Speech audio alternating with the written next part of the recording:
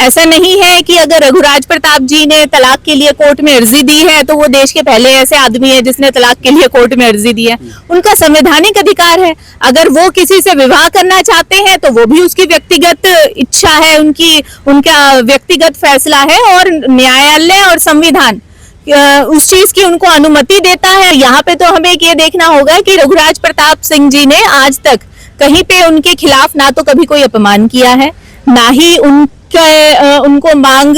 मान को कम करते हुए कोई ऐसी स्टेटमेंट दी है। चलिए ठीक है, आपकी अपने पति से नहीं बनी, आप 4 बच्चों की माँ तो हैं, आपके बच्चे बड़े हैं, आपकी पुत्रियां हैं, आपके पुत्र हैं, सभी वयस्क हैं, आप उनके बारे में नहीं सोच रहे कि कल को उनकी शादी ब्याह होगी, उनका परिवार होगा। परिवार में इतना मनमुटाव नहीं था, कुछ भारी ताकत और खास करके एक कोई राजनीतिक एंगल है। तो साजिश मतलब उनको मोहरा बनाया जा रहा है। बिल्कुल उनको मोहरा बनाया जा रहा है। जो योगी जी को लेकर के जो है वो अभी कि उनके विरोध में कितने लोग हैं वो तो जग जाहिर है। तो योगी को निशाना बनाने के लिए राजा भैया को यूज किया जा रहा है। चाहे लोकसभा चुनाव हो या बाद में जो राज्यसभा को लेकर के जो चीजें मीडिया में थी, अगर हम उस सबको देखते हैं तो पूर्णतः ये एक राजनीतिक षड्यंत्र है। जो भानवी कुमारी है वो कह रही है कि राजा भैया से उनको जान का खतरा है और लगातार मतलब जो है वो गुहार भी लगा रही है लेकिन सुनवाई नहीं हो रही उनकी।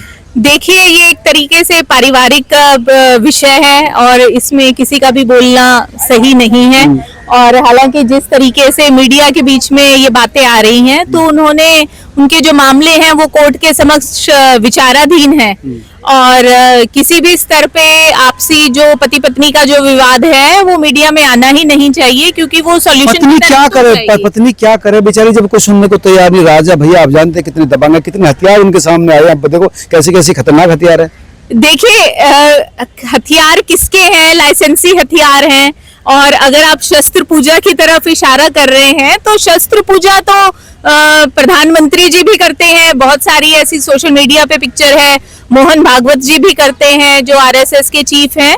तो अगर कहीं पे सोशल मीडिया पे हथियारों की पिक्चर पोस्ट हो रही है उसका मतलब ये नहीं है कि कोई अपराधी बन जाता है। नहीं वो तो ठीक है, लेकिन उन्होंने जो है बताया कि किस तरह के उन्होंने एक्सपोज किया था कि बहुत सारे हथियार है, गर्लफ्रेंड भी है शायद उनके पास, और इसी वजह से पत्नी से इस तरह से बेवफाई कर रहे हैं। देखिए, अगर किसी पत्नी को अपनी पति से कोई परेशानी है तो वो न्यायालय में तो उनका विवाद चल ही रहा है, तो सोशल मीडिया पे आकर के क्या कोई निष्कर्ष या समाधान हो रहा है? किसी पति पत्नी का जो समस्या का जो समाधान सोशल मीडिया पे तो हो नहीं रहा है, वो उनका एक व्यक्तिगत मामला है।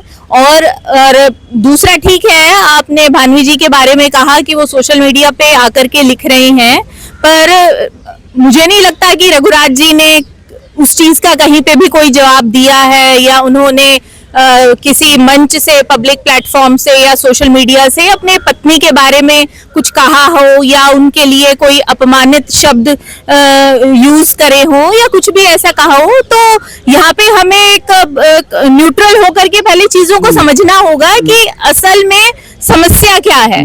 और कोई अगर पत्नी लिख रही है, पति ने लिखा है या नहीं लिखा है, या पति लिख रहा है, पत्नी क्या कह रही है, तो यहाँ पे हमें सभी चीजों को पहले देखना होगा। हाँ नहीं वो तो न्यूट्रल हो गई, चीजें साफ समझ में आती है। लेकिन जिस तरह से वो कह रही है कि ना उनको मतलब पैसे दिए जा रहे हैं और उनको धमकाया भी जा रहा है और उनकी बच्चियां भी हैं, अब वो बिना कैसे इस उम्र में रहे जब राजा भैया ने हाथ खींच लिया है। देखिए, आपको मुझे लगता है कहीं से आपको आधी अधूरी जानकारी है। अगर आप उसमें सोशल मीडिया में पोस्ट भी देखें तो जो उनके बेटे हैं रघुराज जी के, वो बिल्कुल वो वयस्क हैं, ऐसा नहीं है कि वो माइनर हैं। और उन्होंने आकर के वहां पे अपनी माता जी के हर प्रश्न का उत्तर दिया है और कई जगह पे उन्होंने स्पष्ट उल्लेख किया है कि रघुराज जी से ज्यादा आयकर उनकी पत्नी पे करती हैं और वो कितना मंथली मेंटेनेंस मांग रही थी, एक लमसम कितनी अमाउंट मांग रही थी, इस चीज का भी जो उल्लेख है वो सोशल मीडिया पे उनके बेटों ने साफ तौर पे किया है।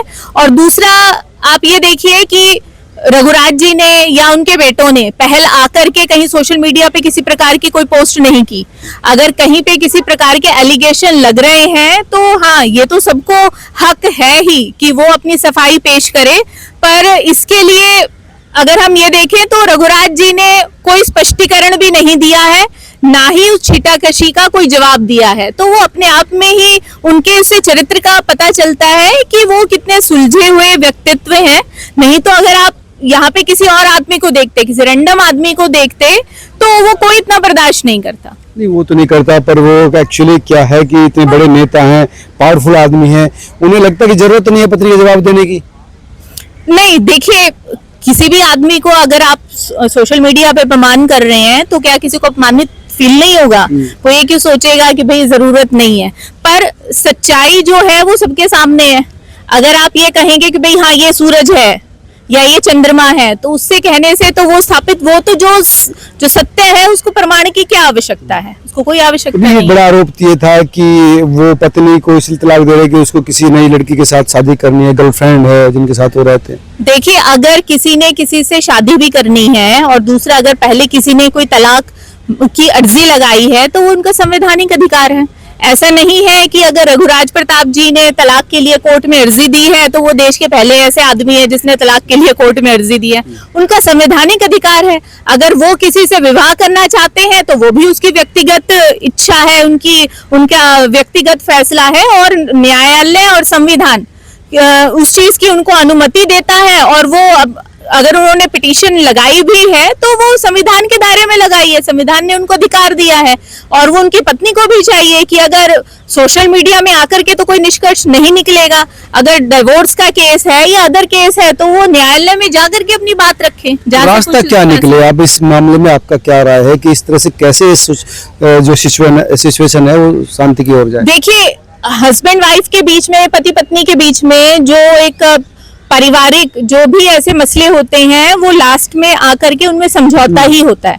या तो म्यूचुअल कंसेंट से तलाक होता है या फिर एक बहुत वर्षों तक मड स्लिंगिंग करने के बाद, एक दूसरे के ऊपर कीचड़ उछालने के बाद तलाक होता है। तो यहाँ पे तो हमें ये देखना होगा कि रघुराज प्रताप सिंह जी ने आज तक कहीं पे उनके खिलाफ ना तो कभी कोई अपमान किया है, ना ही उनके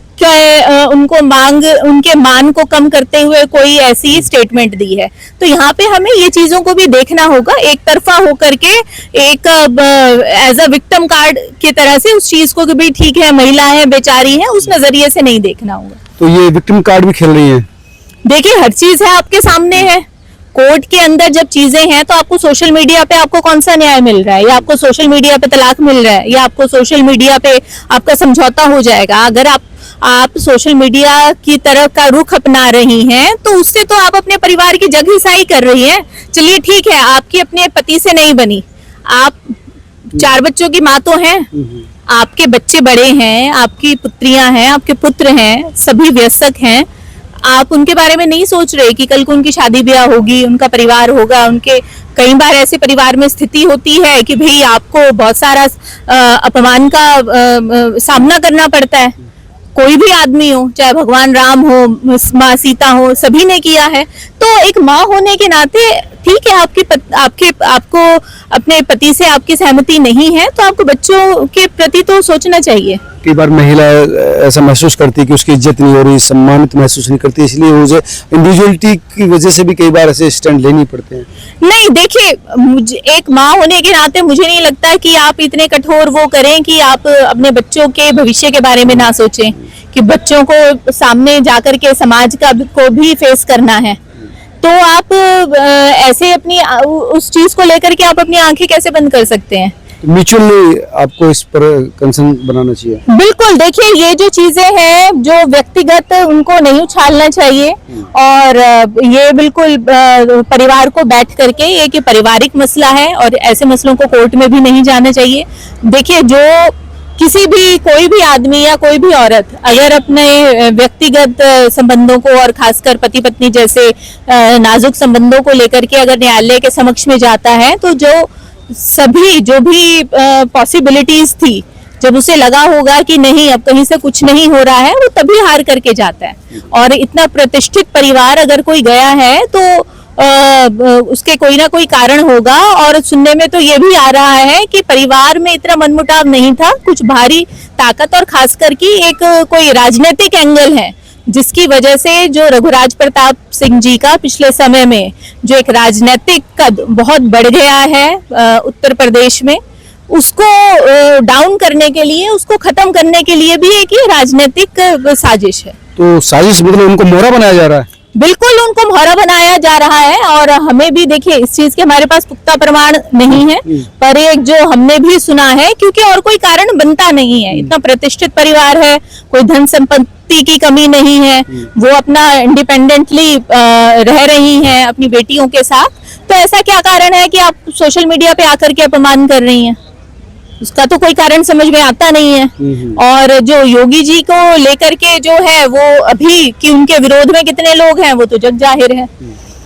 तो योगी को निशाना बनाने के लिए राजा भैया को यूज किया जा रहा है। देखिए, जो अब चाहे लोकसभा चुनाव हो या बाद में जो राज्यसभा को लेकर के जो चीजें मीडिया में थी, अगर हम उस सबको देखते हैं तो पूर्णतः ये एक राजनीतिक षड्यंत्र है। धन्यवाद रीना जी। ये थी रीना सिंह जी, जिनका कहना था कि सिर्फ राजा भैया ही निशाना नहीं है, बल्कि योगी को उनके थ्रू कमजोर करने की एक साजिश रची जा रही है बड़ी, जिसमें भानुवीर सिंह को सिर्फ मोहरा बनाया जा रहा है। आप तमाम लोग क्या सोचते हैं जरूर बताएं। नमस्कार।